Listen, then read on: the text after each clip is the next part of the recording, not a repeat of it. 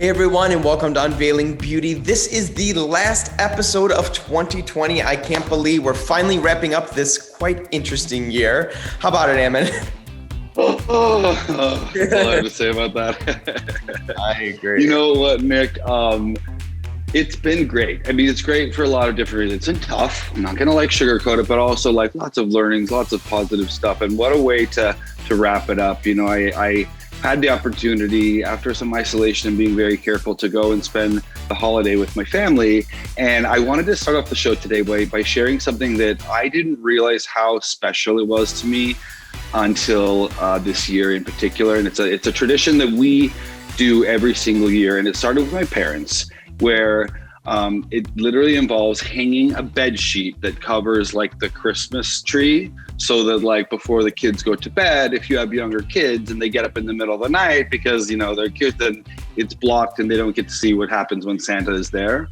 And it creates this really beautiful, because you can still see the glow from the Christmas lights, but you don't know what the presents are there. And we had this rule that you can't go, and my parents would do this big reveal with the sheets. Well, what's been great is I have 6 siblings, and they have all decided to make that sheet hanging tradition part of their family moment. So I go and I get to visit all my families, and I watch my brothers and my sisters carry on that same family tradition by hanging a bed sheet to cover their Christmas tree. And it was just one of those heartwarming moments that made me so glad that I got to be there, and can't wait for one day to be able to maybe share that with my kids. That's amazing. I love it. That's what the holidays are all about, is sharing traditions and keeping them alive year after year. So congrats to you and your family for doing that and keeping that fun tradition alive. So Ammon, let's transition to talking about the last show of the season. We are talking about curls, crazy for colorful curls. Talk to me about that.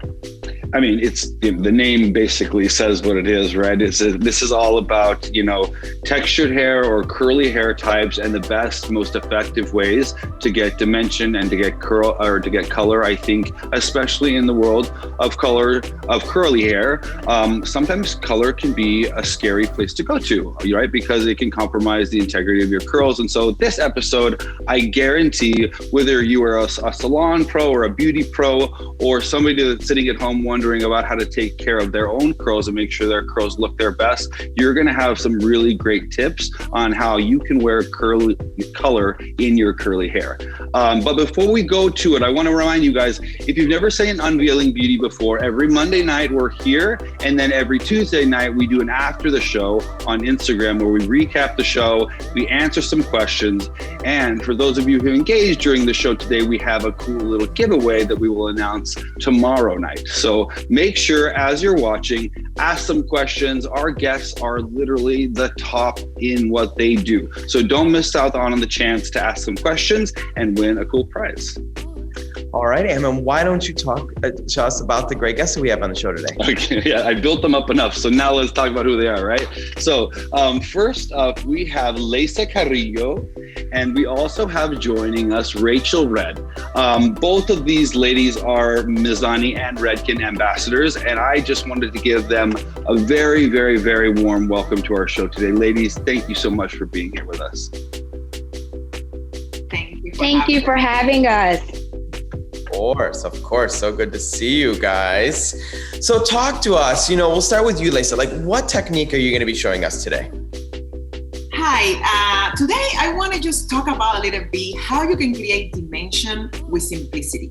So I think when you have a simple technique that can show some dimension, whatever you put on top of that, if it is in red, copper, pink, any pastel color, it will translate completely different. I think the dimension of curls are really important so they don't look flat.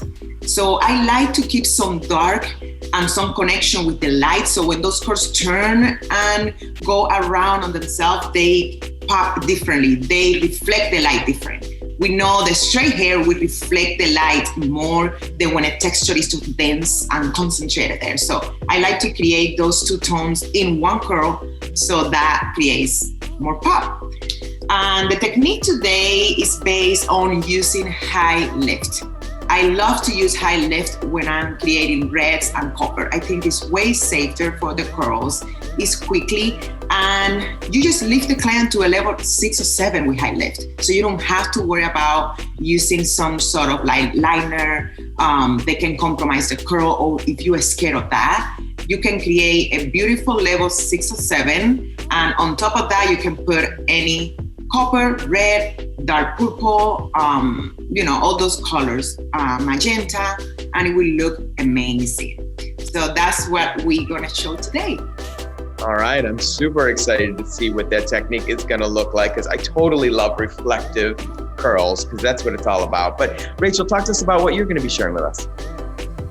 So today I'll be showing you a quick technique on how to create some dimension throughout the hair. But the main concern for a lot of clients with textured hair is jeopardizing the curl pattern, but as well as smoothing it out without achieving getting heat damage. So today I will just be showing how to create that money piece in the front and just doing freehand painting to create that sun kiss in the back. So you can have more of a low maintenance hair color as it transitions. And again, you don't have to be concerned about the integrity of your curls, whether it's worn in its natural state or smooth out with a thermal iron. That's fantastic. I can't wait to see what you're, yeah. So why don't you go ahead and get started, and you can kind of like, or if you haven't, it looks like you've gotten started all the way. Do you want to catch us up to what you've done already, or do you want to get started on the other side and I come back to you? So I just go ahead and start here. I just finished off. So the main concern sometimes with texture clients is the time frame that it has in the salon, the amount of time that it takes to color, then treat, and then style. So I've created a way to create that pop of color, a lot of dimension, but in less time. So first I did a face framing foil, angling around the face. And again, this is what's going to create this money piece. With textured hair, low and slow is very, very important, because you do not want to over explode or over process that curl. So using a low volume with a bonder, I'm using Flash Lift Redken bonder inside. So I started with angling vertical around the hairline. So I'm starting with very, very fine sectioning. And so you want to be able to see through it, because you would want a lot of pop, but at the same time, you want a nice blend. So I'm doing a fine weave. Some call baby light, some call face framing. I like to just call it the money piece. And then what I do is just do a light back comb. So this creates a softness. So again, for a lot of those texture clients of more of a deeper tone complexion wise, you don't want to be concerned about washing out. So doing a slight back comb, what that does is going to create that depth there. Again, I'm using foils, placing my thin slicing there, but then touching back up my back combing. I take my product, I use it as my glue, so starting in the mid shaft, and then I start to blend that up to create that soft transition, and then working my product down and twirling it up. So this service sometimes, for me, takes about 45 minutes, hour, depending on the density of the hair. And so I do about 3 foils back to back, very paper thin slicing. You want to be able to make sure you can see through it. This way you don't have any bleeders, and saturation is key. So you want to make sure that you're getting under and over every strand in that foil. That's awesome. That's so clear. As you continue doing that, I love, Rachel, the way that you're doing that. And I love the way that you reference baby lights or fine foil. Like there's lots of different names that we've used for that same like small stitch type of foil that we learned in beauty school. But the trendy name at the moment is baby lights. So for those of you at home who are watching and you hear the word baby lights, you can definitely say that to your stylist and they will know exactly what you're talking about. Leysa, I want to talk about what your technique is going to be like and how you're planning on achieving that dimension that you talked to us about. Sounds good. So I'm back over here, guys, and I'm gonna talk about what I just did. So if you can tell, one side of my mannequin head already have that reflection between the darker red and the lighter red. And on the other side, you will see how I create with the high lift, that beautiful level 7. And you can tell that it has that orange tint to it. So that's what I mean with lifting the hair to the point that the red is gonna absorb and stay longer. So when you lift the hair past this level, you're gonna end it out getting more fade through the washes, right? So what I'm gonna do is always thinking on lifting the hair orange enough that that is not necessary to do a double process, if that makes sense. So what I did, I mix Blonde Idol is a high lift from Reckon, and it's meant to be used on level 7 to 10. But of course, my mannequin hair was a level 4, and that's what I want. I want to expose that orange on my client's hair. So I did that all over the head with 20 volume. Literally, you will apply like you will apply any color. Just slices, and I will start mid-shaft, roots, and then the ends. Now, what I'm gonna show you guys what I have over here.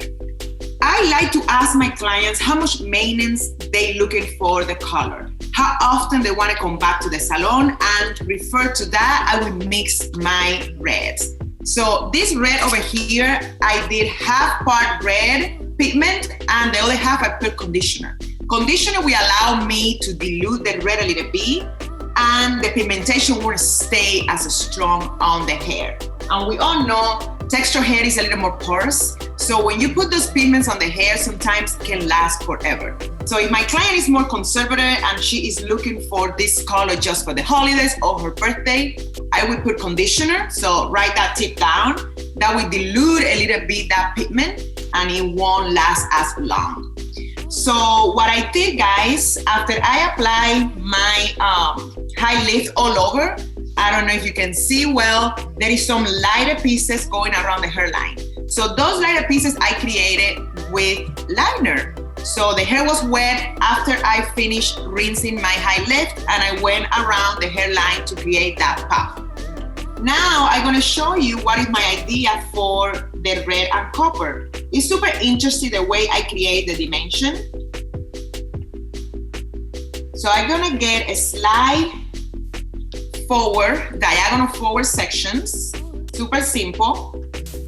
And I'm gonna go like that, diagonal forward through the whole head. And what I like to do is to create basically a darker red first, and I will paint it literally all the way till the mid shaft. I'm gonna leave the ends out. And then what I'm gonna do, I'm gonna grab the copper color, and I'm gonna go on the other side of the section. Literally that what it's gonna do is gonna make that transition between one color to another one. And then follow to that, I'm gonna grab my ends, and I'm gonna make sure that they have enough saturation.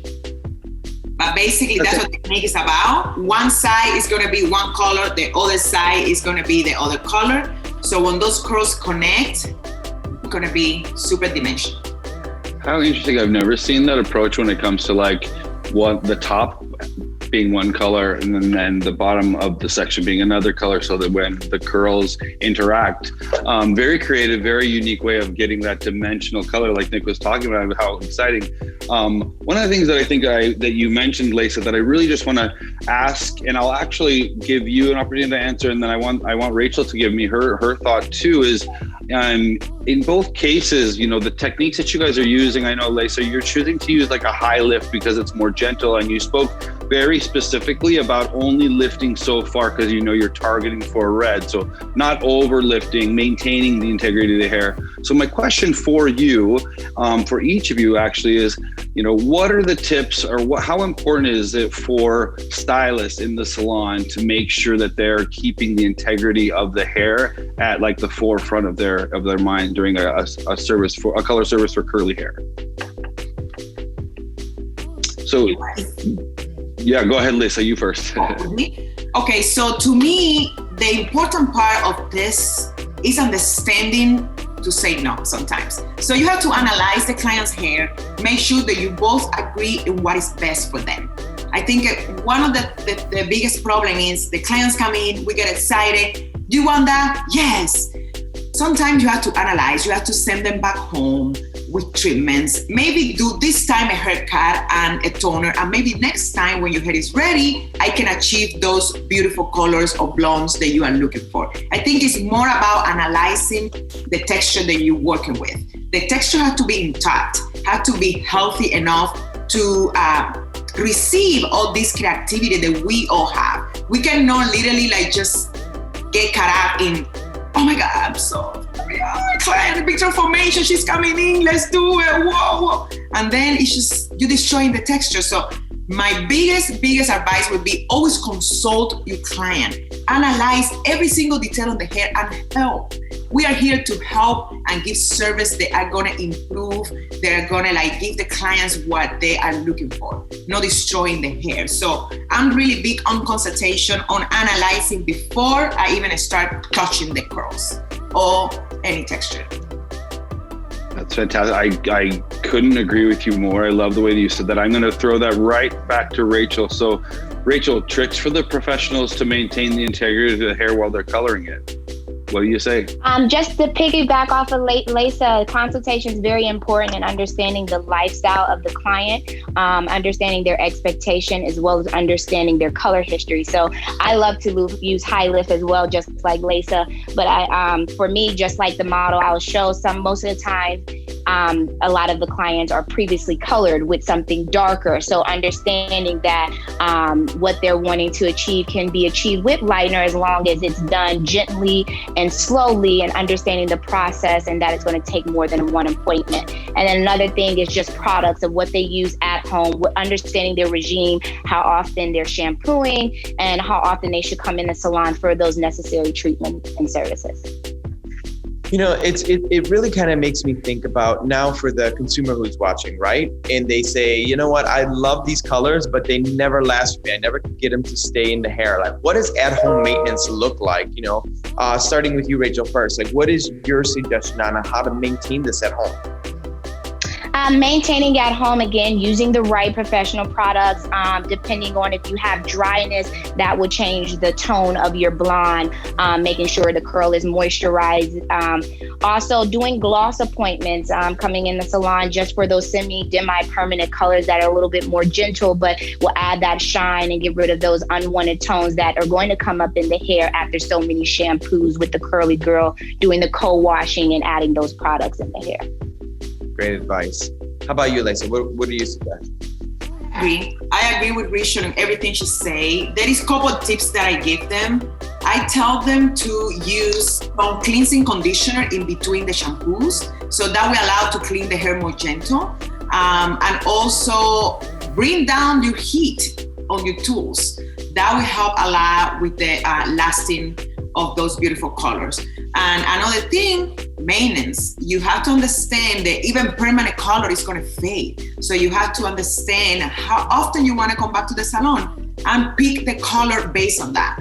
If you know that you have a high maintenance color, understand that your appointment has to be more regular, because it's not magical. You know, this is not going to be magical and it's not going to stay forever. Once again, communication, understanding where you want and where you have, and what we're working with, and we're all happy with that. Great advice. So Leysa, are you continuing just doing like the same? Now that you had pre-section or pre-lightened, are you just picking up, like, are they horizontal sections and then doing it, or how are you proceeding through the rest of those sections? I'm going even diagonal forward. Okay. So I'm trying to start on the corner of this quadrant, and I just going to go diagonal forward until I get to the top of the head. And then I'm going to jump on behind the ear, and I'm going to go also diagonal forward. Just slight sections, diagonal forward. And I just keep applying color number 1 on top, color number 2 on the bottom, and I melt the ends. That's cool. That's so cool. What I do want to ask Rachel right now, so the episode is called Crazy for Colorful Curls. And I know that right now you're talking about like a technique that can be worn both, like, you know, people often who have curly hair come in for a silk press or for a nice smooth blowout. So having a color that works for both is like a double whammy. So just speak to us though about, if you have that guest that you know is going to want to wear their hair smooth often, and they're also choosing to get color, like what are some things that they need to be cautious of? To Leysa's point about like making sure that like they're not using too much heat and coloring their hair and putting too much stress on their hair. Talk to us about that. So the importance with that is, again, not over processing the hair at first, not over lifting, understanding that it's going to take more than one appointment for some clients, but also your back bar. So your shampoos, making sure they have the necessary ingredients because it's best to go on while wet. All the important ingredients go on the hair while wet. So using those right shampoos and conditioners and masks, but then as well, heat protectants are very, very important. So having a leave-in spray for detangling as well as heat protectant when smoothing out with a blow dryer, making sure that you keep your nozzle and your blow drying alongside your hair and not pushing that heat directly down in the hair. And then of course, I love heat protectant. So I like a serum here, more of a cream base. This helps with not causing heat damage by using oils. You want to use your oils afterwards just to seal the hair, but a heat protectant is very important when flat ironing the hair, adjusting that heat tool to the texture density of the hair. Coarser, more of your tighter textures will need a higher heat, finer, looser waves, lower heat, and just how often you are running that flat iron through. I can totally appreciate that. And I really love, I'm actually really anxious to see a little bit more up close the model that you brought into the screen. So do you want to have her get a little closer to the camera or show us a little bit more about the final result? And so with here, so again, with a lot of curly clients, whether they're wearing their hair straight or not, natural, your main concern is your face framing. They're wanting to see that pop when their hair is being pulled up or when they do a good hair tousle. So again, me angling this alongside the face gives her a nice flow. But then I do more of a balayage freehand painting where I back comb, keeping that depth in the root because that's where that moisture is coming from. So keeping the hair at its natural hair color helps it produce its natural oil. And then having your color concentrated more so on the end. So when their hair is curly, they have that volume now. So now you want to see that pop on the ends. So when they wear their hair straight, as you see here, she has more of a sun-kissed feel. But then she still has some framing around the face, but I did not direct it directly across her hairline because you have to pay attention to every hairline's not the same. So some people are a little bit finer in temples, so you can customize your foiling depending on that hairline. But then you have a nice sun-kissed feel here. I'll bring it down here. That naturally complements. So this is her natural hair color in between and as her base, but then she has these nice cool highlights throughout to just create some nice bounce and movement in her hair. Well, she looks absolutely stunning, and I can see the shine built into her hair right now. Thank you. Thank you. And this, again, there's no oil in her hair. This is just a heat protectant and just a humidity resistant spray. So I use the natural shine from her own hair. Really? And the color as well. Really beautiful, really beautiful. Rachel, has this been with this model or this guest of yours, has this been a process to get her this blonde, or were you able to get her there in one visit? This was actually one step. She had a semi-permanent color on her hair that was a level 5 that I did. So I was aware of her hair being previously colored. And so I knew that I had to cancel out warmth. So I did a double process where I gently lift, and then I used the semi-permanent just to push us a little further. And then I glossed her with the demi-permanent acidic gloss. Beautiful lightness, achieved such a great tonality, especially for some of those darker bases. Really hard sometimes to get that full dimension. The expectation, right, as Leysa was saying, sometimes we have to let them know, like, in order to get here, we're going to have to go to here first and then here first. And in the meantime, I'm going to send you home with these products so that your hair is feeling fantastic. And then we will get there. I have often found, and I think you ladies will agree, that putting your guests with on a plan, right? It's not about like saying, I'm trying to make this into 3 hair appointments. I'm trying to keep your hair feeling great so that we can get to that end goal that you want.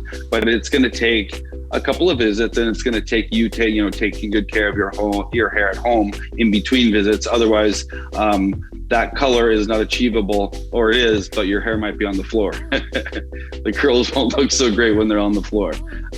Exactly. So thank you guys so much for that right now. What I do want to talk about really quickly before, because Leysa, I know you're still working away there, so I'll give you just a second to just really talk about and celebrate a moment that I know Nick and I are particularly proud of. And that is the journey in texture education that we have been on at Ulta Beauty specifically. It's got to be, I think, Nick, about 3 years that, solid, that we really said, you know what? If there's any place in the industry that can really combine, the world of like black salons and white salons and really merge the two and offer training and experience and that opportunity for any guest that walks in the door to have a salon professional say, I can take care of you, or we have somebody here that can take care of your hair type regardless of the hair type that it is. We can do it, and we can do it powerfully. And it's been such an incredible 3-year journey of just learning and understanding and really putting together, I can say, a lot of people might think it's crazy, but it was really important to us that we took the time and learned and took the right approach to go. And I still use the word journey. We're on this journey to really make sure that we get it right, that we understand the culture of textured hair, because it's not just about techniques. It's about understanding, and respecting the culture that goes along with those textured hair types and the background and caring for those types. And so I'm really proud because in 2021, we're going to be launching quite a robust education strategy for all of our stylists to be able to understand and really have really strong texture management skills. And I know, with the help of ladies like yourselves that are inspiring leaders in the industry that really are good examples for stylists out there on how to be successful behind the chair and maintain the integrity of the curls and take good care of your guests. I know that our stylists, whether they're doing textured hair or just wanting to step into it, that they're going to be inspired by what you guys have shared today, and they're going to be really, really excited to see all of the texture education that we have coming at Ulta Beauty. And I would love it if you guys got to see what we're doing. I'll share it with you guys to get your opinion on what we have to share, because I think it's going to be something that the industry is going to be really, really benefiting from. And I know that Nick and I are particularly proud of the way we're rolling it out. Well, congratulations. Well said. I think, one thing that we love so much, obviously being educators ourselves, all of us, right, is the power of the share of knowledge. And that's what this is all about. And that's why we continue to evolve our education platforms to make sure that all of our artists behind the chairs have the tools that they need to be able to service any guest that comes in our door. And this has been a mission of ours for quite a long time. And we're excited to get this really kicked off in a big, bold way next year. Thanks for being part of that journey. Yeah, you guys are part of the journey. You guys are helping us right now just to make sure that we are really, putting people that are really great at those skills, on stages, on our shows, and showing people that, there is a market for you to be able to do everything that you want to and service all types of guests. And you guys are both such an inspiration, I know, to the stylists out there that are watching, that having you and your expertise on this show is just something that is a huge blessing. And honestly, it couldn't be a better way for us to finish off 2020, for us to really just say, embrace textured hair. We're going to go like bandits towards like your really textured hair education with all of our Ulta Beauty associates next year. I'm sure we'll have the two of you guys back doing something to get to wrap you in and be involved with it. But just really wanted to thank you both very, very much. Last question that I actually have for both of you before we just transition and say goodbye, because I'm very curious about what you feel about this. Where do you guys see trends in color going when it comes to curly hair and textured hair? Leysa, why don't you go first? To be honest, I'm blowing away. I remember, when I was start playing with color, 4 years ago, and it just have evolved so much. So I think it's just gonna keep going. I think that people are more educated now than they've ever been. There have been a lot of education. No matter what, guys, I use this amber curly hair mannequin in all my education. I remember when I started teaching, I didn't even have a problem to get it cheap. It just now. It's so many times they sold out. So that means people care about texture. People understand that they have to learn it. So they buying these mannequins like water, and they just practice it. And I was talking to the owner of the company, and they were saying that this have never been before. Like, I'm so proud of the industry and where we're going. And I see more color. I see more challenging. I see more and more and more for 2021 for sure. What about you, Rachel? Trends? Same here. Again, I think with education of texture growing for stylists as well as for clients these days, understanding that they can achieve the colors that they see on their friends, even on their textured hair, I think it's just going to grow of definitely just seeing different palettes of color on curly hair. So what all the trends are, the heavy money pieces, the pop of color, black color is coming back in. So people having more fun and being bolder with the color that they choose for their texture. I like it all. I can't wait. Yeah, to me see too. it all. Well, ladies, thank you both so much for being on our very last show of the season. Happy holidays to you both, and we look forward to seeing you back on the show very soon. Thank you so much for having us. Right. Thank you Thanks, so guys. much. Bye. Happy holidays. Bye.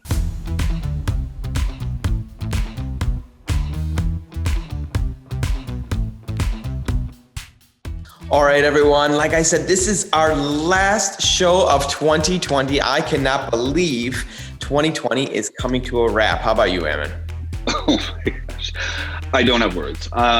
It's been a year, a lot of learning, and actually, right now, I think I thought what would be cool, Nick, is if we talked a little bit about some things that we saw when it comes to beauty, because of the way that things change from being at home and people's putting importance between like, now I don't have to go out, or I can't go out and go to the office. Like, what trends did we notice that happened throughout 2020 that we could kind of recap that we noticed throughout this year? Yeah, I would say, more than just a specific trend, I just want to give major kudos and congrats to the professional out there as well as the consumer, because I think a lot of people took this opportunity to really educate themselves on product application, how to reinvent themselves if you're a beauty professional to make sure you're giving the best experience to your guests. And then also as the beauty enthusiast out there, how do we really master the art of a wingtip eye, or applying foundation, or doing your hair, or doing your skincare routine? It's really been a year of evolution for all of us in many different ways. And I think it's more about the journey we've been on of being open to educating ourselves and taking our skincare routine or our beauty routine to the next level, more than it is specifically about a trend. I mean, if you want to talk trend, well, I let my hair grow. That was one of them. But I think a lot of I was going to say that was one of the ones. So I was going to say, Nick, I think that this year that people were like, you know what? I've never had my hair long before. I've never let it go this long before. Salons aren't open at the moment. Like, now's the time. Let me try growing it out, see what can happen, see what it looks like. I didn't do that. I let Jeff cut my hair a couple times. I kind of wish that I had tried something different, but a lot of people were willing to grow their hair, and so now are wearing different looks. But you know what? Also, to your point, that I think it's not necessarily a trend, but I think it was something that we experienced when it came to self-care, when it came to beauty, was this trend in the beginning of people going, oh, I don't have to go to work. And so, at least I know a lot of us that we were talking, I can't speak for the whole world, but there was a moment in time where people weren't necessarily getting up and getting ready as though they were going to work, because they didn't have to physically leave, right? And so it would be like, oh, I woke up, put on a shirt so that I could be on the Zoom call, but I haven't showered, I have my pajama bottoms on for the day or whatever. And I think that as the year went on, people really started to remember and realize that get up, get ready for the day. Even if you're not actually going out there and going into the office, there's a level of mental awareness and mental awakeness and confidence that comes by getting ready. And so I've seen a transition now to people getting up more frequently, getting ready, taking care, remembering those beauty routines that they had when they were going out into the physical world, and using them on a daily basis, simply because of the way that it makes them feel, and it makes them make the way it makes them show up. You know what I mean? Yeah, I think we've seen a lot of that. And you're right, it's been kind of an evolution. People had to go through their own self-journey to get to where we are today. This pandemic has lasted a lot longer than anybody dreamed it would, right? And the reality is we're gonna be faced with this pandemic for the first half of 2021 too. So how do we really make sure that we're doing it in a way that's mindful, in a way that we're in control of, our beauty routines in this case, and, really taking this opportunity to learn? Because I think if anything, people say don't waste a good pandemic, right? So it's like, don't waste an opportunity, a moment in time to really invest in yourself. And I think that's what we're saying here. And we've seen things like chunky highlights come back. We've seen things like longer styles. We've seen people express beauty in multiple different ways. So it's been a year to really reflect. And when I think back at all the different episodes that we've done all season long, both in season 1 and in season 2, there's been just so much to learn along the way, and we're just getting started, right? We have a lot still for the remainder of season 2 and on to season 3 and beyond, and we'll have lots of great experts to come on and share their knowledge with all of us. Yeah, it actually makes me a little emotional, Nick, to think about like kind of wrapping this year in a lot of good ways, because I think that, this year, like it or not, it caused everybody to pause. It had caused everybody to pause and put a lot of perspective on what we do and remind ourselves that the work that we do matters, and that, the relationships that we have with our guests matter.